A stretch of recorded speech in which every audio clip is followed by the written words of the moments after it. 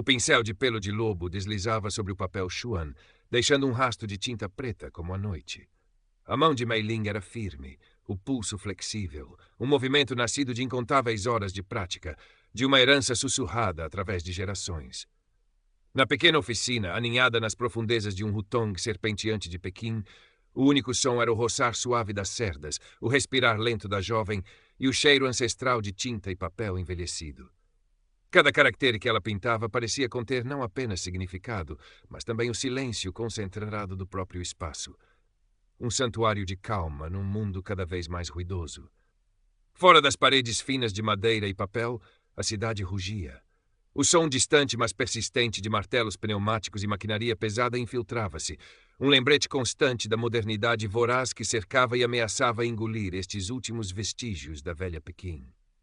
Arranha-céus de vidro e aço perfuravam o céu como dedos acusadores, lançando sombras longas sobre os telhados cinzentos e os pátios escondidos do Hutong.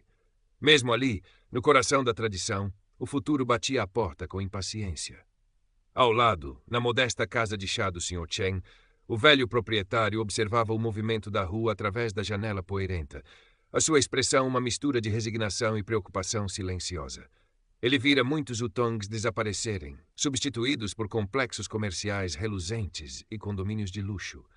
A oficina de Mei Ling, um legado do seu avô, um mestre calígrafo venerado, era uma das últimas âncoras de um tempo que se desvanecia.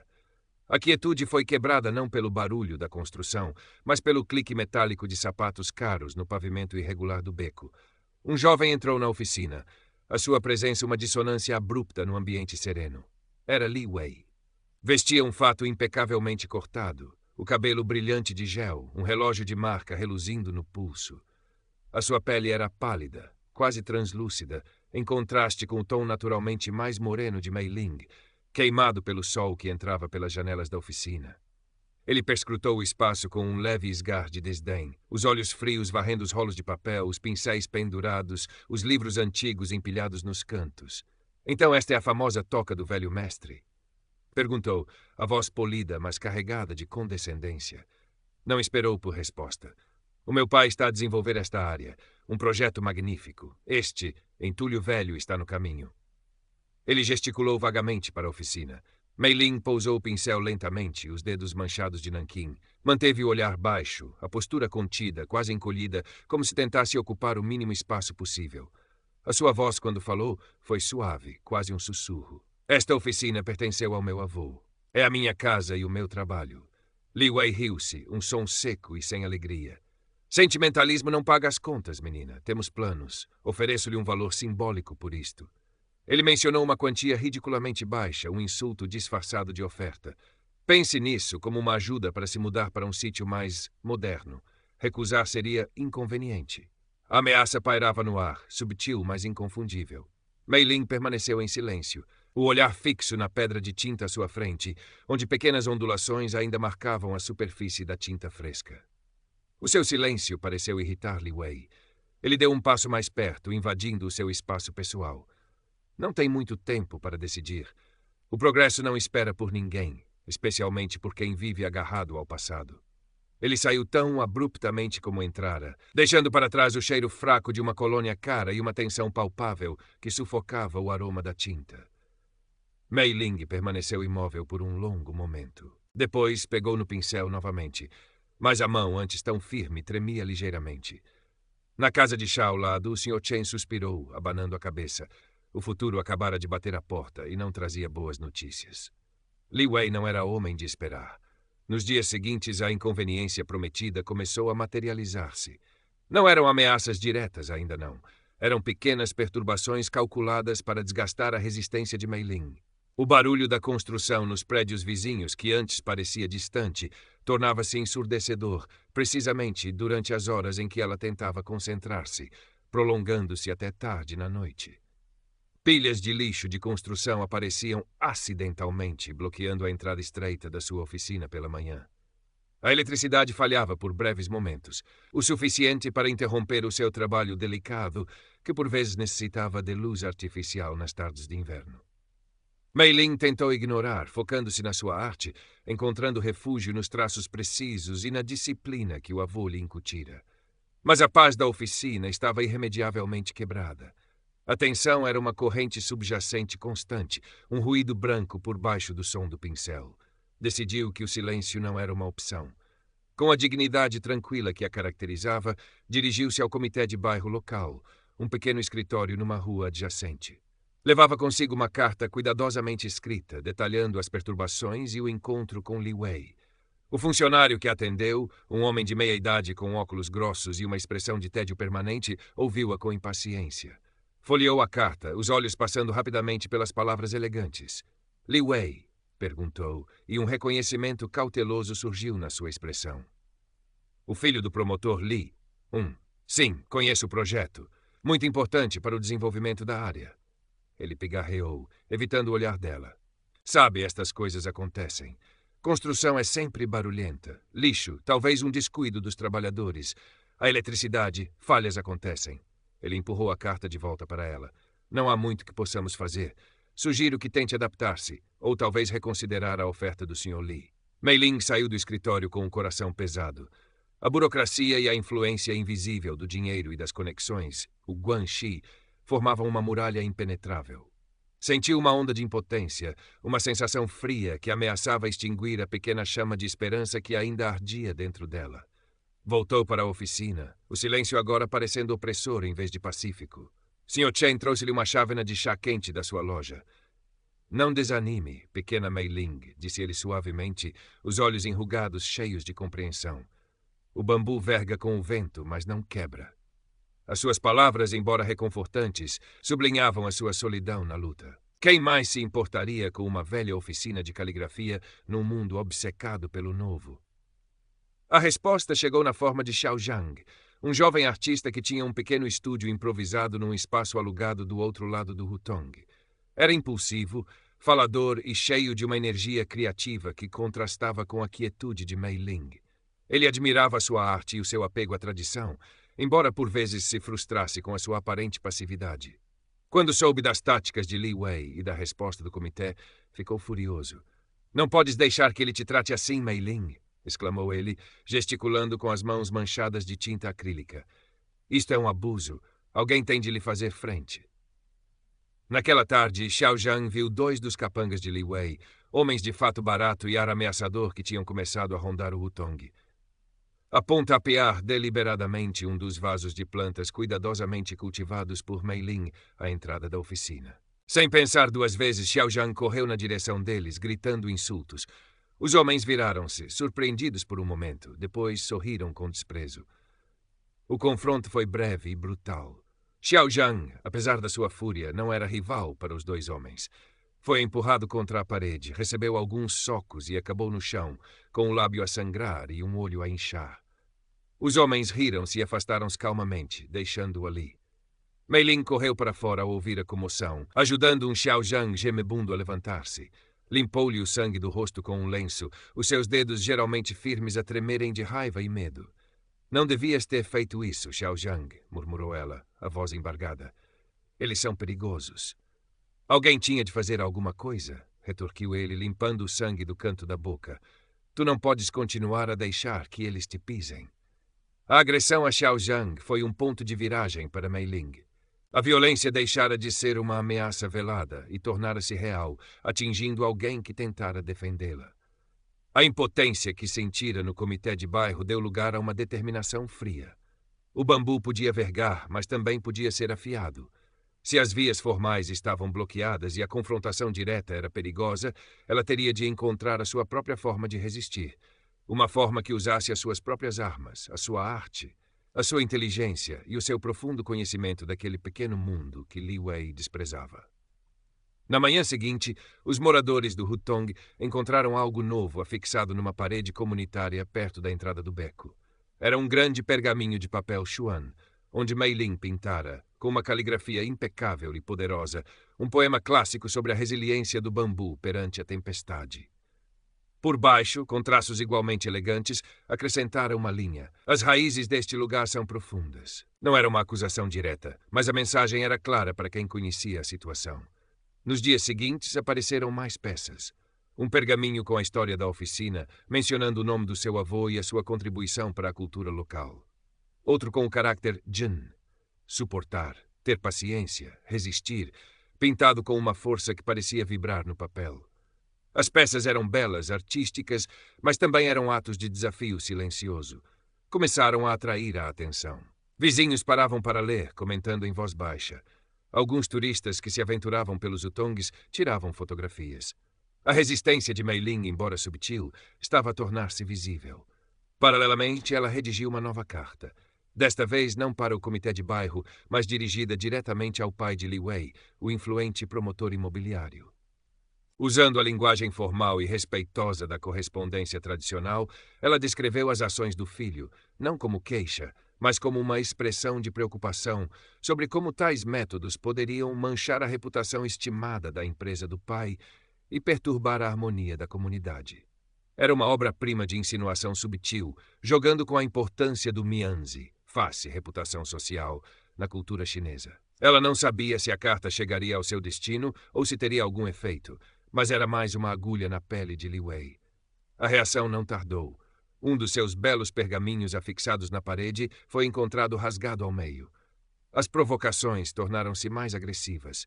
Os capangas de Li Wei passaram a ser uma presença constante e intimidatória no Wutong, seguindo Mei Ling quando ela saía, fazendo comentários depreciativos em voz alta. Vandalizaram a porta da oficina com pichações durante a noite. Li Wei estava furioso. A resistência passiva e artística de Mei Ling era mais irritante do que um confronto direto. Ela não gritava, não chorava, não implorava. Recusava-se a ser a vítima assustada que ele esperava. Pior ainda, estava a chamar a atenção para ele de uma forma que o fazia parecer um bully mesquinho, atacando uma jovem artista indefesa. A sua face estava a ser ameaçada por alguém que ele considerava insignificante. O desprezo deu lugar a uma raiva fria e calculista. Ele decidira que as subtilezas tinham acabado. Se ela não saía por bem, sairia por mal. Sr. Chen, cujos olhos atentos não perdiam nada, ouviu fragmentos de uma conversa entre Li Wei e os seus homens perto da sua casa de chá. Falavam em acabar com isto de vez, dar uma lição durante a noite. O velho correu a alertar Mei Ling, a preocupação vincando ainda mais o seu rosto. Eles vêm esta noite, Mei Ling, disse ele, a voz baixa e urgente. Planeiam destruir a oficina. Tens de sair daqui. Mei Ling ouviu as palavras do Sr. Chen, o seu rosto pálido, mas os olhos firmes. Agradeceu-lhe pelo aviso, mas a ideia de fugir nem lhe passou pela cabeça. Esta oficina era mais do que madeira e papel. Era a sua ligação ao avô, a sua arte, a sua identidade. Abandoná-la seria como abandonar uma parte de si mesma. Não vou a lado nenhum, Sr. Chen, disse ela calmamente. Esta é a minha casa. O velho olhou para ela, vendo não a jovem frágil que o mundo exterior via, mas a força tranquila que residia por baixo. Suspirou. Então pelo menos não esteja sozinha. Vou chamar o Xiaojiang, os vizinhos. Não, interrompeu Mei Ling, a sua voz suave mas decisiva. Não quero que mais ninguém se magoe por minha causa. Isto é entre mim e ele. Mas, acrescentou, um brilho de estratégia nos olhos, se o Sr. Chen e o Xiaojiang pudessem observar de longe e talvez garantir que outros também observem. Sr. Chen compreendeu a implicação. Testemunhas. Provas. Uma forma de lutar sem recorrer à violência direta. Assentiu gravemente. Faremos isso, pequena Mei Ling. Teremos cuidado. Quando a noite caiu sobre o Wutong, trazendo consigo um silêncio pesado e expectante, a oficina de Mei Ling estava mergulhada na escuridão, exceto por uma única lâmpada de baixa intensidade que lançava longas sombras dançantes. Ela não estava parada. Com uma calma metódica, fizera suas preparações. Reforçara a tranca da porta com uma barra de madeira discreta. Reorganizara subtilmente alguns móveis pesados, uma arca de madeira maciça, uma prateleira alta carregada de livros, criando potenciais obstáculos em pontos estratégicos. Colocara as suas ferramentas mais pesadas, pedras de tinta de Duan, alguns rolos de papel particularmente densos, um corta-papel de metal, em locais de fácil acesso, mas não óbvios. E no silêncio da oficina escura, praticara. Não a caligrafia, mas os movimentos que o avô lhe ensinara em segredo, anos atrás. Ele não era apenas um artista, fora também um estudioso das artes marciais internas, vendo a disciplina do corpo e da mente como extensões uma da outra. Ensinara a Mei Ling não técnicas de ataque, mas princípios de defesa. Como usar a força do oponente contra ele mesmo, como encontrar o equilíbrio e o desequilíbrio, como aplicar pressão em pontos específicos para neutralizar sem causar dano grave, como usar objetos do cotidiano como extensões do seu próprio corpo. A verdadeira força, Mei Ling, dissera ele uma vez, enquanto lhe ensinava a segurar um pincel pesado como se fosse uma arma defensiva, não está em esmagar, mas em desviar, em manter o teu centro quando tudo à volta é caos. Ela recordava as suas palavras agora, sentindo a força tranquila fluir para as suas mãos, a respiração a acalmar, o foco a aguçar-se como a ponta do seu melhor pincel. O medo estava lá, um nó frio no estômago, mas estava enterrado sob camadas de disciplina e resolução. Pouco antes da meia-noite ouviu os passos do lado de fora. Pesados, deliberados. Eram 4, talvez 5 pessoas. Uma batida forte na porta. Silêncio. Depois um estrondo quando a madeira começou a ceder sob um golpe mais forte. Mei Ling recuou para as sombras mais profundas da oficina, o coração a bater forte contra as costelas, mas a mente surpreendentemente clara. A porta arrebentou para dentro com um estilhaçar de madeira. Li Wei entrou primeiro, o rosto contorcido numa máscara de raiva presunçosa. Atrás dele 4 capangas, um deles carregando um pé de cabra. Acabou a brincadeira, sua camponesa teimosa, gritou Li Wei, os olhos perscrutando a penumbra. Vais aprender a respeitar quem manda. Ele gesticulou para os seus homens. Destruam tudo. O primeiro capanga avançou para a escuridão erguendo o pé de cabra. Foi então que Mei Ling se moveu. Saindo das sombras como um fantasma silencioso, Mei Ling usou a sua pequena estatura a seu favor. Desviou-se do golpe descendente do pé de cabra, a ferramenta raspando inofensivamente contra a parede. Ao mesmo tempo, a sua mão disparou, não com um soco, mas com a palma aberta, atingindo o ponto de equilíbrio do homem logo abaixo das costelas. Não foi um golpe forte, mas foi preciso. O homem, apanhado de surpresa e desequilibrado pelo seu próprio ataque falhado, tropeçou para trás, os braços a agitar-se no ar antes de cair pesadamente sobre uma pilha de rolos de papel, o ar a sair-lhe dos pulmões com um arquejo.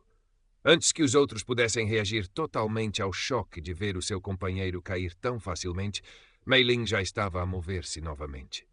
O segundo capanga, mais cauteloso, avançou brandindo um bastão curto. Mei Ling recuou, atraindo-o para perto de uma pesada mesa de trabalho de madeira. Quando ele atacou, ela não bloqueou diretamente. Em vez disso, usou um pincel longo e robusto de cabo de bambu que estava pousado na mesa. Segurando-o com ambas as mãos, desviou o bastão para o lado e, num movimento fluido, usou o cabo do pincel para prender o pulso do atacante contra a superfície da mesa. Com uma torção rápida e precisa, aplicou pressão num nervo, forçando o homem a largar o bastão com um grito de dor e a cair de joelhos. O terceiro e quarto capangas, agora claramente nervosos, mas impelidos pela presença furiosa de Li Wei, avançaram juntos. Um deles tentou agarrá-la enquanto o outro circulava para flanquear. Mei Ling moveu-se como água, escorregando do alcance do primeiro homem e usando o seu impulso para o empurrar contra o segundo. Os dois colidiram desajeitadamente. Mei Ling aproveitou a confusão, pegando numa pesada pedra de tinta de Duan da prateleira mais próxima e atirando-a com precisão aos pés deles. A pedra não os atingiu diretamente, mas o som do impacto e o potencial de dor fizeram-nos hesitar e recuar instintivamente, tropeçando um no outro. Nesse preciso momento, o caos controlado dentro da oficina foi amplificado por um novo som vindo de fora. Vozes, gritaria e a luz inconfundível de múltiplos ecrãs de telemóvel a serem ligados. Sr. Chen e Xiao Zhang, com um penso sobre o olho inchado, tinham cumprido a sua promessa.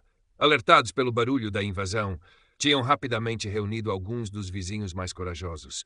Agora estavam na entrada estreita do Hutong, não a lutar, mas a testemunhar. A gritar para alertar outros, a filmar tudo com os seus telefones.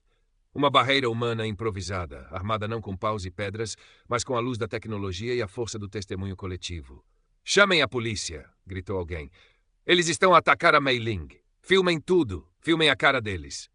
Gritou Xiao Zhang, apontando o seu telefone diretamente para Li Wei, que se virara para a porta, atordoado pela súbita mudança de situação. A sua operação silenciosa e brutal estava a transformar-se num espetáculo público. O seu rosto pálido ficou vermelho de fúria e humilhação. Os seus capangas restantes, ouvindo os gritos e vendo as luzes dos telefones, hesitaram, olhando para ele em busca de ordens. A sua agressividade anterior a evaporar-se rapidamente perante a perspectiva de serem identificados e expostos. Idiotas! Agarrem-na, rugiu Li Wei, a sua voz um pouco estridente agora. Ele próprio deu um passo hesitante na direção de Mei Ling, talvez tencionando agarrá-la ou destruir uma peça de caligrafia particularmente valiosa pendurada na parede como um ato final de despeito. Mei Ling encarou-o. Não havia mais sombras para se esconder. A luz dos telemóveis do lado de fora iluminava parcialmente a cena. Ela estava calma, a respiração regular, o olhar firme. Quando Li Wei se lançou sobre ela, ela não recuou. O seu movimento foi defensivo, preciso, quase como uma dança. Ela desviou-se do seu agarrão desajeitado, usou o seu impulso para o desequilibrar e, com uma técnica de imobilização rápida que envolvia controlar o seu pulso e usar o seu próprio peso contra ele, fê-lo cair de joelhos no chão de madeira poeirenta. Não houve socos, não houve pontapés, apenas controlo. Mei Ling manteve a pressão no seu pulso, imobilizando-o eficazmente. Li Wei debateu-se por um momento, o rosto contorcido de raiva e incredulidade. Ser dominado assim, por esta rapariga, esta camponesa, na frente dos seus próprios homens e, pior ainda, na frente dos vizinhos que o filmavam. A humilhação era total. A perda de Mianzi era insuportável. Larga-me, sua! Começou ele a gritar, mas a sua voz falhou. A sua arrogância desmoronou-se, substituída por um pânico impotente. Mei Ling olhou-o nos olhos, o seu olhar não expressando triunfo nem ódio, apenas uma calma fria e uma firmeza inabalável.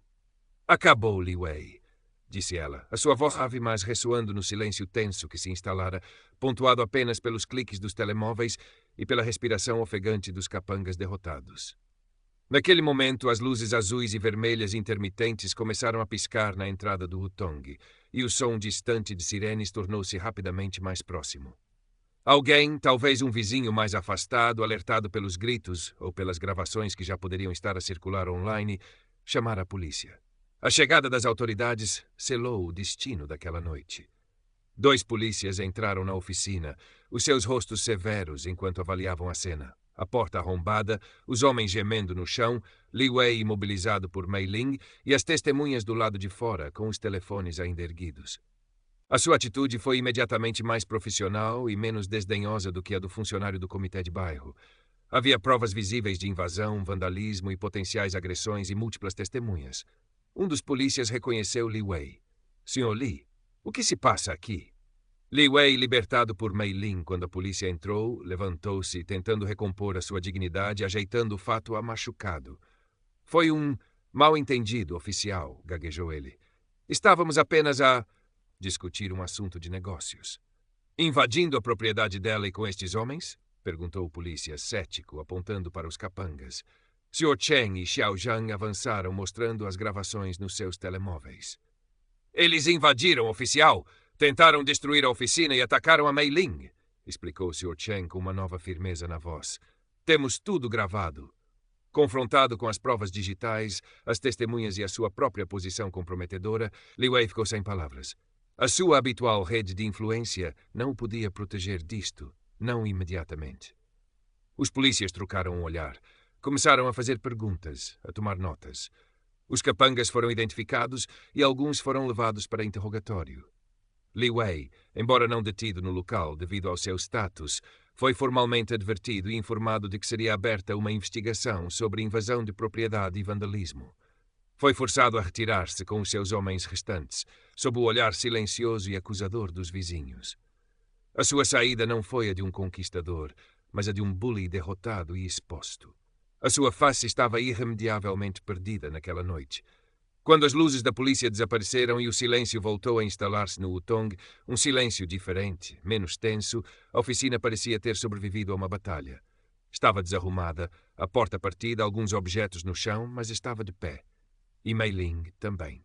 Exausta, com alguns arranhões nas mãos e o coração ainda a bater descompassado, mas inteira. Sr. Chen colocou uma mão trêmula no seu ombro. Tu conseguiste, pequena Mei Ling. Tu conseguiste. Xiao Zhang sorria apesar do olho roxo. Eu sabia que tinhas força escondida. Outros vizinhos aproximaram-se, oferecendo palavras de apoio, de admiração. Trouxeram chá quente, ajudaram a arrumar a desordem inicial. Naquela noite algo mudara no Hutong. O medo dera lugar a um sentimento de solidariedade e força coletiva. Nos dias e semanas que se seguiram, a história da resistência de Mei Ling e da humilhação de Li Wei espalhou-se pelo bairro e até um pouco mais além. alimentada pelas gravações de telemóvel que circularam discretamente. Li Wei desapareceu da área. Os planos agressivos de desenvolvimento para aquele trecho específico do Hutong foram suspensos, pelo menos temporariamente, talvez devido ao potencial escândalo ou a uma intervenção discreta do seu pai para limitar os danos à reputação da família. A oficina de Mei Ling tornou-se um símbolo. Os vizinhos, que antes observavam com medo silencioso, agora cumprimentavam-na com um novo respeito. No fim de semana seguinte à invasão, um grupo deles apareceu espontaneamente à sua porta, trazendo ferramentas, madeira, tinta e comida. Vamos ajudar-te a reconstruir Mei Ling, disse um carpinteiro idoso, um vizinho que raramente falava. Esta oficina é parte de nós todos agora. Trabalharam juntos homens e mulheres, jovens e velhos. Repararam a porta, remendaram as prateleiras, limparam cada canto. Xiao Zhang, com seu talento artístico, pintou um pequeno mural discreto numa parede interior, representando um bambu forte a crescer por entre pedras.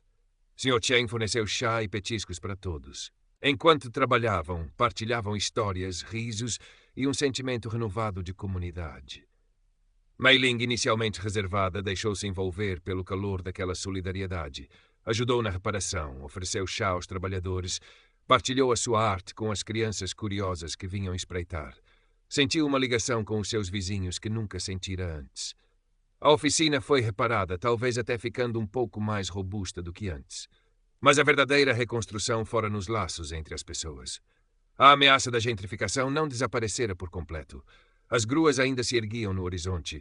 A cidade moderna continuava a sua marcha implacável. O futuro do Hutong permanecia incerto. Mas agora havia uma diferença. Havia um precedente. Havia a memória de uma noite em que se uniram e resistiram. Mei Ling continuou o seu trabalho. A sua caligrafia parecia ter adquirido uma nova profundidade, uma resiliência que ecoava a sua própria jornada. A sua oficina já não era apenas um refúgio silencioso, mas um farol tranquilo de perseverança cultural e força comunitária.